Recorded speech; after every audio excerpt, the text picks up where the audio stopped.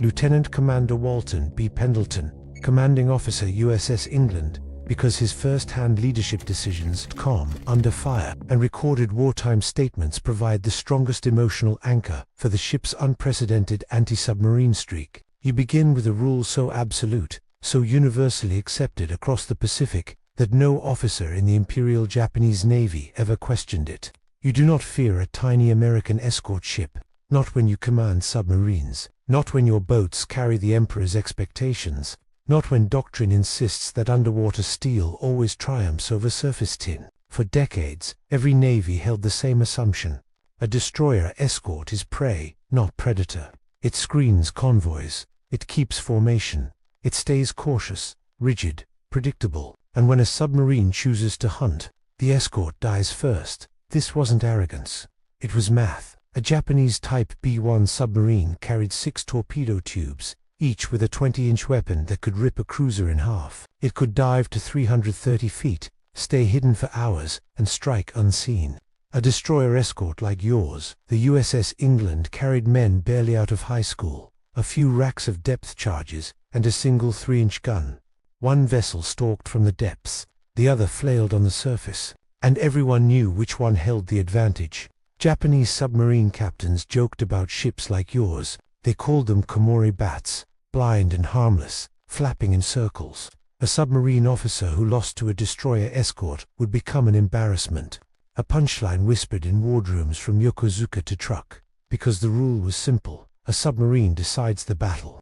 An escort merely reacts. Think about what that implies. It means you, the American sailor on the deck of a small ship, are supposed to wait for death, not deliver it. But rules only hold until someone shatters them. And in May of 1944, deep in the Pacific, one quiet, determined officer aboard one modest vessel violated that rule so decisively, so violently, so repeatedly, that the Japanese Navy would never recover from the humiliation. A ship the enemy laughed at, a ship the enemy dismissed, would unleash the single greatest anti-submarine rampage in U.S. naval history. 6 Japanese submarines, 13 days, 1 ship, and it all begins when Lieutenant Commander Walton Pendleton looks at the sonar report in his hands, and decides he will not play by the old rule anymore, because on that day, the USS England stops reacting and starts hunting.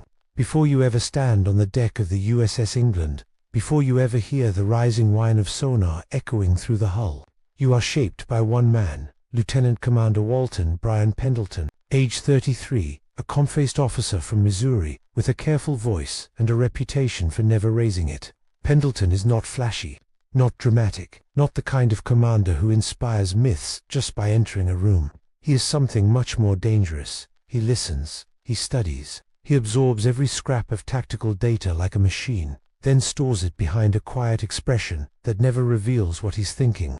Crews from his previous assignment said the same thing. He is the calmest man in any storm, the kind who could talk about fuel reserves and metallic heartbeat of a submerged submarine. Gunners practice hedgehog reloads until their arms tremble. The helm trains precision turns to bring the bow into perfect firing alignment. Most ships treat the hedgehog as just another tool.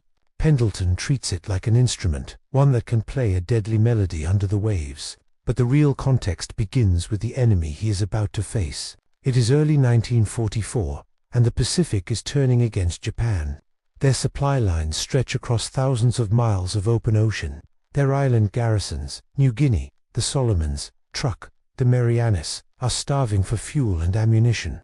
Every ship Japan has left must run a gauntlet of American air power, so they rely more heavily on submarines. Their I-class boats, long-range giants, compared to the German U-boats. Each carries scouts, torpedoes, and pride.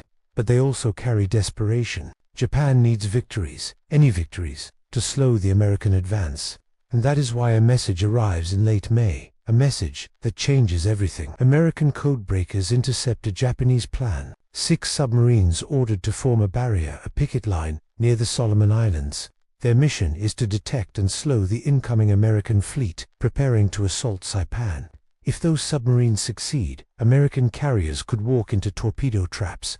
If they fail, Japan loses one of its last remaining strategies. Pendleton receives the report. He gathers his officers, and with his characteristic calm, he says, We'll intercept the picket line. No bluster, no speeches, just a decision. One small escort ship, the USS England, will attempt what no destroyer escort has ever achieved. Hunt down the hunters, one by one. You can feel the subtle shift aboard the England as word spreads. This isn't escort duty. This isn't guarding transports. This is a strike mission, a challenge, a dare. The sea is vast, millions of square miles, and submarines are ghosts in it. Finding even one is difficult. Finding 6 impossible. That's what every navy believes.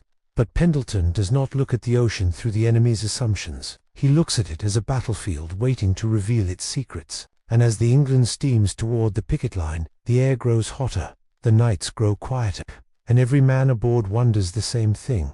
What does victory even look like? How do you defeat enemies you never see? And how, in a war this big, does a tiny ship like yours matter? You do not have to wait long for the answer, because within hours of reaching the search zone, the sonar operator's voice cracks through the silence with a single word that electrifies the ship. It's 1300 hours. May 19, 1944. Position: roughly 500 miles southwest of Bougainville. You feel the England tense, as if the steel hull itself recognizes the moment. Sonar reports again, clearer, sharper. Bearing 090, range 1,800 yards. At that distance, you cannot see anything. No periscope, no wake, just an echo returning through salt water, faint, metallic, rhythmic. Lieutenant Commander Pendleton steps to the plotting table. He does not raise his voice. Bring us to attack speed, 20 knots. The deck vibrates. The engines deepen their growl. This is no drill. This is a real submarine. A Japanese commander aboard submarine I-16 thinks he is invisible. His orders: hold the picket line, report American movements, retreat if necessary. He does not know you are tracking him with a weapon designed specifically to make submariners fear the surface again. Pendleton leans over the sonar operator, a 20-year-old kid from Ohio with headphones clamped to his skull. The operator calls out steady updates. Contact bearing steady. Range decreasing slowly. Submarine moving at 2 knots. That single detail tells Pendleton everything. He's unaware of us. He says calmly, 2 knots means the submarine is cruising, not evading. He believes he's alone out here. He believes no escort ship could possibly detect him first. He is wrong. Pendleton orders the turn. The helmsman repeats the command. The England heels gently as she swings to bring the bow toward the target. The sonar pings echo faster now, each one tighter, sharper, bouncing off a steel hull trying to remain hidden. The ship grows quiet around you. No shouting, no panic, just disciplined tension. The quiet professionalism Pendleton drilled into every man. Hedgehog crews stand ready. 24 contact-fused projectiles are loaded into their spigot tubes, each capable of penetrating a submarine's pressure hull at depths up to 200 feet. This is the weapon the Japanese have underestimated. This is the weapon Pendleton has prepared for. 900 yards, 700 yards, 500 yards. Target steady. Sonar says again. He's holding depth at around 170 feet. Perfect hedgehog depth. Pendleton's voice lowers. Fire control. Stand by. Your heart thumps in sync with the sonar pings. You know the hedgehog has no splash, no dramatic arc, just a rapid hump as the charges leap off the rails ahead of the ship.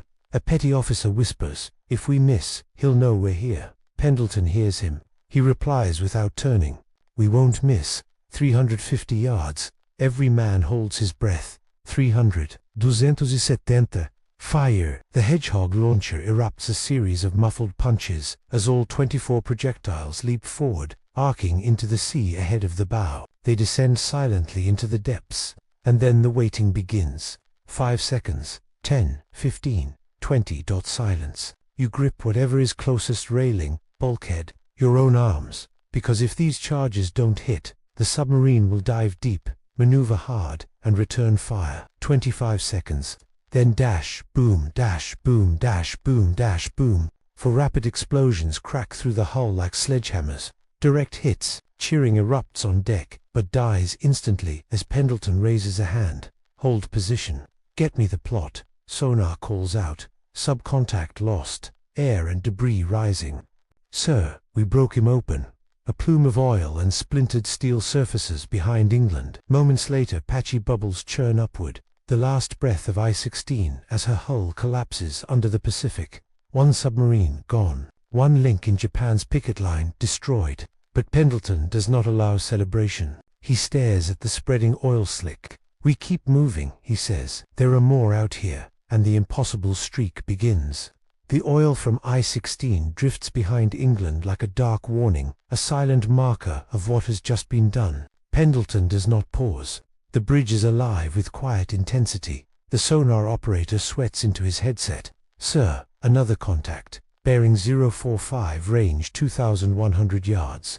Moving fast." England surges forward. This one is different. You can feel it in the sonar pulse. A faster, more aggressive submarine, likely RO-106, returning to investigate or counterattack. Pendleton scans his plotting table. 2 targets in one sector. 2 submarines that think they are invisible. 1 small ship to confront them both. He decides on a heartbeat. We split the sweep. Engage RO-106 first. Prepare hedgehogs. Depth charges ready. The crew moves with mechanical precision. Gunners load the hedgehog again. Depth charges are armed.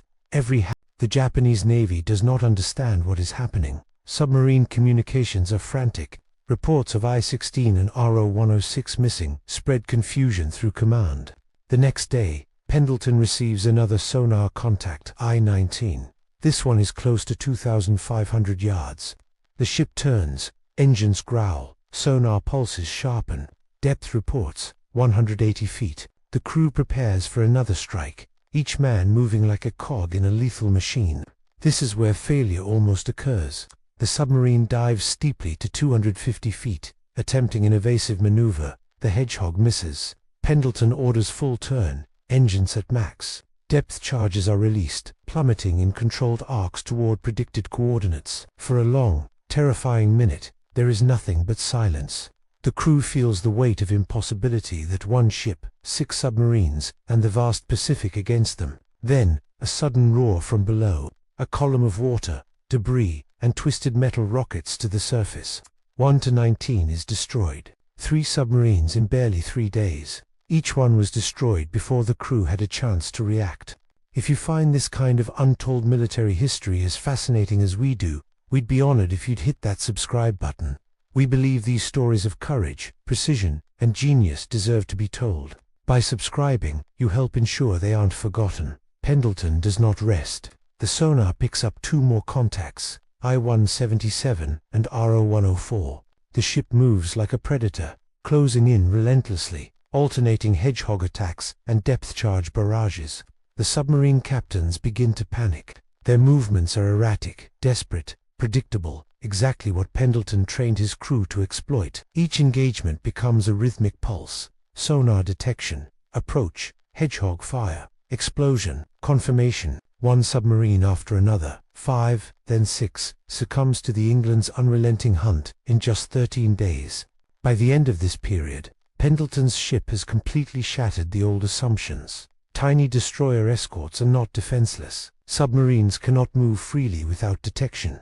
Calm, calculated leadership, trained crews, and technological mastery can turn the hunter into the hunted. The Japanese Navy will never forget this sequence of events, and the men aboard the USS England, they are exhausted. Their hands are blistered, their ears ring from sonar pings and depth charge detonations, but they are alive and victorious. The impossible has been achieved. The Pacific is quiet again. For a moment, it seems almost ordinary, almost peaceful. But aboard the USS England, nothing is ordinary.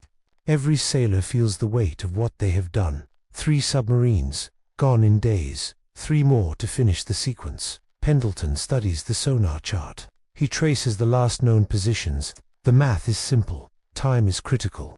Every delay is an opportunity for the enemy to slip through, to escape, to retaliate. The next contact, RO-105, is spotted early on May 25th. Barely a week after the first engagement. Range, 2,200 yards. Depth, 160 feet. Bearing, 0. The hedgehogs leap forward. Time stretches. 1, 2, 3, 4 seconds pass. Then, a muffled thud, a second explosion. Closer. The ship shudders. RO-105 cannot evade. Debris surfaces, oil slicks widen. The Pacific claims another submarine. 4 destroyed. To remain, Pendleton allows himself a moment to breathe. He looks at the faces of his crew, eyes wide with fatigue, but steady. They have learned the rhythm of war, the dangerous dance of detection and destruction. The 5th contact, RO-106, is clever, evasive, attempting to use the thermal layers to mask its sonar signature. Pendleton studies the pattern. He knows exactly how to predict the submarine's behavior. Depth charges pattern Bravo, Hedgehog, standby for offset fire. The ship adjusts. The sonar operator calls, bearing steady, closing 200 yards, 150, 100, fire. The explosions erupt in perfect synchronization. RO-106 surfaces briefly, a ghostly shape in the water, before plunging forever. 5 submarines were destroyed in less than 2 weeks. Finally, the 6th RO-103, the last obstacle in what Japanese intelligence will soon call a freak of nature in the Pacific. It is the most dangerous, experienced, cunning, and desperate. Pendleton senses the weight. Full sonar sweep. Hedgehogs ready. Depth charges on pattern Delta. He orders calmly. He knows this is the culmination of everything they have trained for, everything they have endured. RO-103 tries to evade. It dives steeply. It maneuvers with skill. For a terrifying moment, failure seems possible. The crew's hearts pound. The Pacific feels impossibly vast. But England is faster, smarter, deadlier. The sonar operator detects a miscalculation.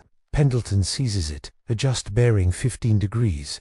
Fire. A perfect volley of Hedgehogs arcs ahead of the ship, hitting the sub in multiple points. Explosions rock the water. The sonar picks up no further movement. The last submarine in the picket line is gone. 6 submarines in 13 days. 1 destroyer escort. The impossible has been achieved. The crew exhales. The fatigue, the tension, the fear, all dissipate into a mixture of disbelief and elation. Pendleton stands on the bridge, calm as ever, surveying the expanse of open. What they didn't know was how it happened. They could not fathom the combination of intelligence, technology, and human skill that made the USS England so deadly. The US Navy, on the other hand, recognizes a paradigm shift. Destroyer escorts, long considered defensive, become a strategic tool. Hedgehogs, sonar tactics, rapid training cycles, these are no longer theoretical. They are war-winning instruments. In practical terms, the ripple effect is immediate. American supply convoys now move with dramatically reduced losses. Carrier task forces gain freedom of maneuver, no longer threatened by picket line submarines. Japan loses confidence in its ability to defend its supply lines, forcing redeployments, resource strain, and hesitation in offensive operations. Even major battles are influenced indirectly. The elimination of the submarine threat near the Solomons allows U.S. naval and amphibious forces to focus on Saipan, the Marianas, and the Philippines without the constant fear of unseen underwater ambushes. Reports from surviving Japanese captains describe a phantom ship hunting with unearthly precision. Some believe it is a fleet of destroyers until after-action reports reveal the embarrassing truth. It was just one escort, small, unassuming, and invisible until it struck. England's feat rewrites the rule of the ocean. The hunter can become the hunted. A single ship, guided by calm judgment and trained hands, can defy probability. A small team can inflict strategic chaos on a far larger enemy. The ripple reaches beyond immediate operations. Doctrinal changes are introduced. Anti-submarine warfare becomes a focus for new classes of destroyer escorts. Training programs intensify. Hedgehogs and sonar become indispensable elements of U.S. naval doctrine. Japan, meanwhile, becomes more cautious, defensive, and fearful. Submarine aggressiveness is curtailed. Convoys are rerouted. The psychological toll of the USS England, a single ship that destroyed 6 submarines in less than 2 weeks, lingers far longer than any body count. Pendleton's decision to attack, his training regimen, and his relentless pursuit of the impossible create effects that extend far beyond the 13 days of engagement. The Pacific, for the first time, has witnessed that size and perception are not absolute. Skill, preparation, and audacity can tilt the odds. England has not just sunk submarines, it has sunk assumptions. It has shattered the myth of invulnerability that the Japanese once believed in, and now, the world, both friend and foe, begins to take notice. The ocean eventually smooths over the scars of battle. Oil slicks disperse. Debris sinks. The waves reclaim what was torn from the sea. But the story of the USS England and her crew does not disappear. Lieutenant Commander Walton B. Pendleton returns to port in May 1944, a quiet man with the extraordinary weight of 13 days that rewrote naval history behind his calm eyes. His crew, over 200 men from across the United States, are exhausted, physically and emotionally, but alive. Many are barely 20, yet each has faced the unthinkable, confronting a deadly submarine force in a vast, merciless ocean and winning, over and over. The Navy awards Pendleton the Navy Cross, the second highest decoration for valor, along with several unit citations for the crew. Each sailor's hometown receives the news: Missouri, Ohio, New York, California, families and communities gripped by pride. To this day, naval historians rank the USS England's anti-submarine streak, 6 submarines destroyed in 13 days, as one of the most extraordinary feats of naval warfare in World War II. No other destroyer escort has matched it. No other small ship has inflicted such strategic damage in such a short span. But the legacy is more than medals and records. It is about what the men did together. It is about a quiet officer who believed in preparation over bravado. It is about young sailors trusting each other with their lives and performing flawlessly under impossible conditions. It is about proving that courage, skill, and relentless determination can turn the smallest vessel into a legend. The USS England and her crew remind us that history is not only shaped by massive battles and famous admirals. Sometimes it is shaped by the unassuming, the underestimated, the ones the enemy laughs at, until it is too late. If this story moved you, please hit that like button. Every click tells the algorithm this piece of history is worth remembering. We're dedicated to rescuing these forgotten stories from the archives. If you want to join us on this mission, subscribe and turn on notifications. Where are you watching from? Drop a comment with your city or state, and tell us if someone in your family served. Thank you for ensuring that Lieutenant Commander Walton B. Pendleton and the 200 men of the USS England do not disappear into silence. They deserve to be remembered.